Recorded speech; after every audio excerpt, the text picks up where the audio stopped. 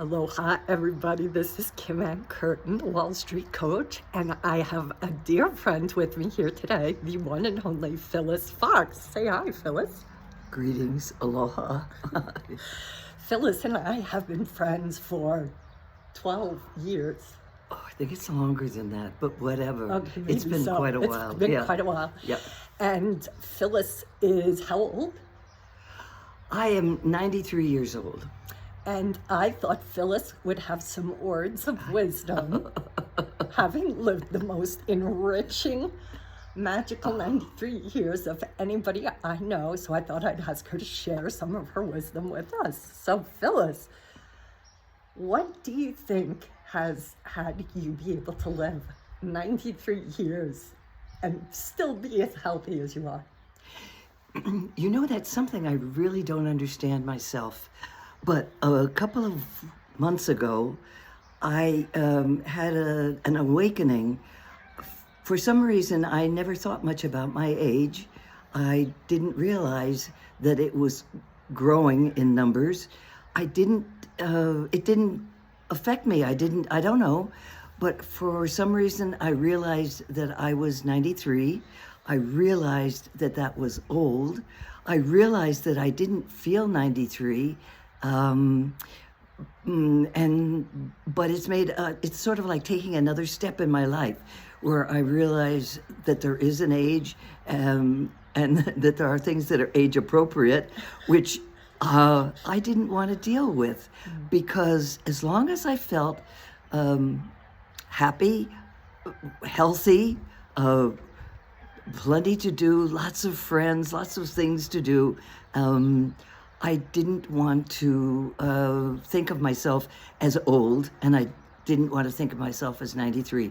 So now I really have stepped into a new phase in my life, which seems to me as if the way my whole life has come about, in phases and steps, and you just keep going and enjoying where you are, keeping busy, helping others, just filling your life with love and aloha, because we lived here for so long. In fact, I've lived in Hawaii most of my life. We moved to Hawaii in 1956.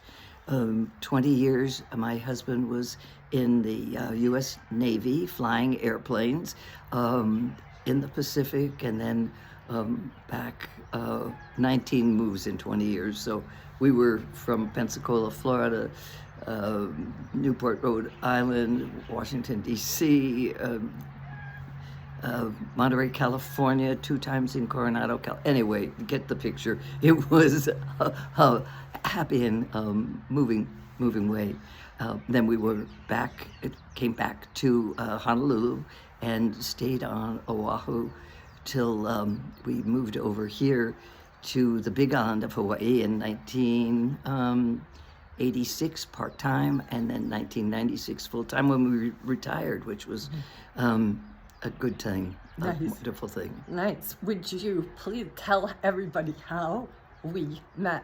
Do you remember where we met and how we met? No, I don't. Paddling. Was it paddling? Yep, I paddled for the first time in my life. Oh, yeah. With the Kapuna crew. Yeah. And then you were part of the regatta crew with Margot, and who else was seat 1? Was that gal that lived up at Star Sea Ranch? What was her name? Oh, I can't remember. That was a long time ago. And anyway, it was all women older than me, and you guys kicked my ass in a canoe. And you said to me on the paddle back, it was you forced me to go out a second time, even though I had never paddled before. Okay, well, and you did said, though. You did though. And you said, Kim, if you want to phone it in on the ride back. And I was like, my ego was so bruised. So talk about paddling and how you still are so active. So talk about what paddling. Oh, paddling. I can't even remember how I started paddling, except I probably went down just to see what it was like, and got in the canoe and just loved it.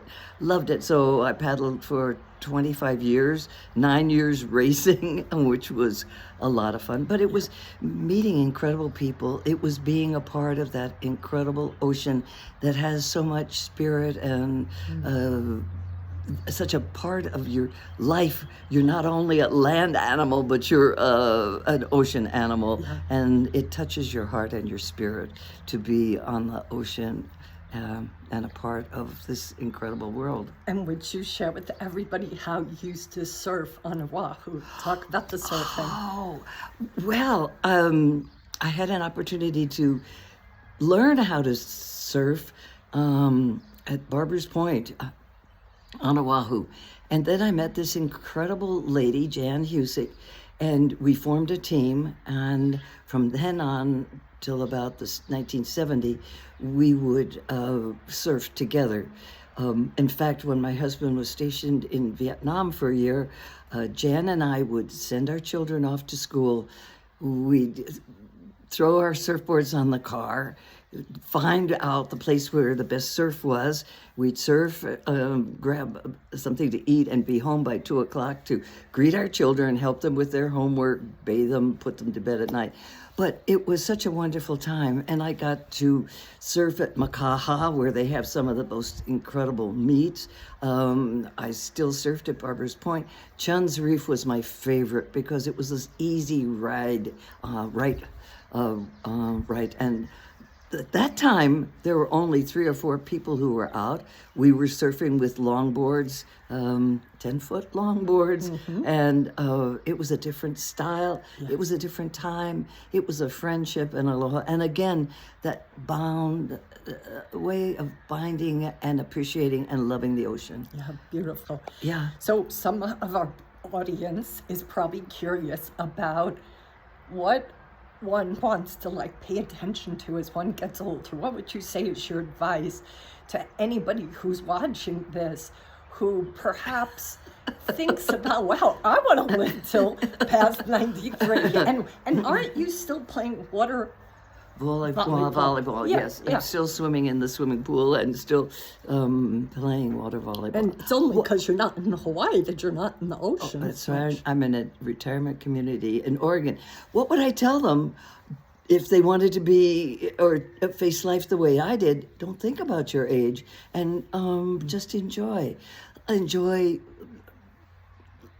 with other people. But I mean, the ability to love and to be loved, to me, is the most important thing in the whole wide world, because everything else is so temporary.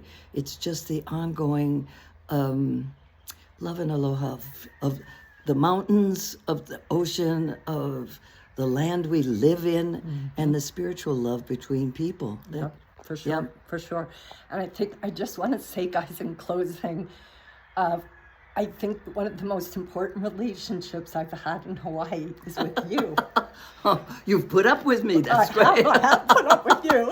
She's lots of trouble wherever we go. No. I'm just busy. That's She's just a big flirt. That's what she is. Oh, yes. She's a big flirt. She flirts with men and women. Men and women. She flirts with everybody if they have a pulse. No, I just try to get to know them. So if I do.